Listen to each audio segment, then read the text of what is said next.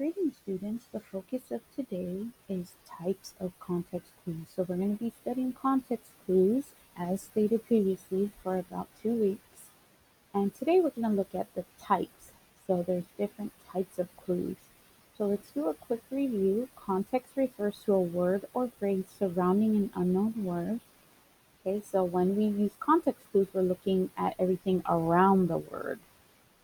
And to infer is to make an educated guess based on your prior knowledge and clues in the text. So infer, you might have heard a form of this word inference. To infer means to figure out something using your prior knowledge, so things you already know and clues in the text. Okay?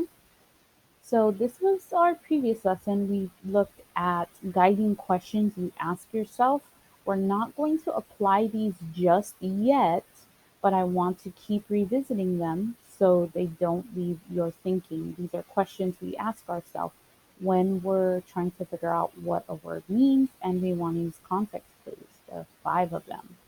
Okay, so let's jump right in. The first type of context clue is definition. So let's go straight down. Definition is when the unknown term may be directly defined in the sentence. So here's some signal words or signal clues. And at the bottom corner, we have an example.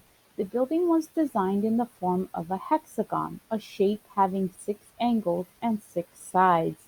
So definition is a shape having 6 angles and 6 sides.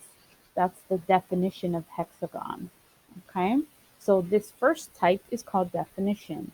The second type is restatement. It's kind of similar to definition, so it can be, this one you have to think critically, right? The unknown term's definition may be restated in less precise, exact, or specific way. So it may not be a copy and paste definition like hexagon was. So this was a clear definition. This one is someone paraphrasing in a way. Okay, so we have the signals in the top corner. Let's read an example. The snowstorm in June was a real anomaly. Nothing like that had ever happened before. So an anomaly is something that doesn't happen regularly. Okay, so you can see that there's a paraphrase embedded there to define what anomaly means. Our third type of context clue, which I think is one of the most popular, is example. This is when an unknown term may be followed by examples to show its meaning. We have clues in the top corner. Let's take a look at our example sentence. The percussion instruments in the orchestra include various kinds of drums and also cymbals, bells, and the triangle, gong, and the tambourine. So these are all examples of percussion instruments. They're examples. Okay. Our next type is comparison. Comparison is when the unknown term's definition can be made clear by surrounding familiar words or ideas. So familiar meaning similar. Okay, let's take a look at our example. Jeff's compassion for the fire victims, like his feelings of sadness for the homeless, shows that he cares about them. So compassion and something similar to that is like his feelings of sadness for the homeless. Okay. We have contrast. There's only 7, so we're almost there. Contrast is the 7th. You can read the description to yourself.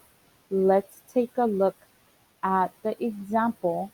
Contrast is pretty self-explanatory. It's when you see opposite clues, right? So comparison are similar clues. Contrast are opposite clues.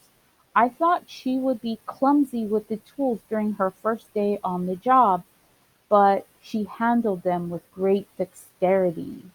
So the opposite of dexterity is clumsy. Okay, and then again, the signal words we can also see are italicized as well to help the reader. So I'm going to leave you to read through the last 2. This is cause and effect. You can press pause and have a read.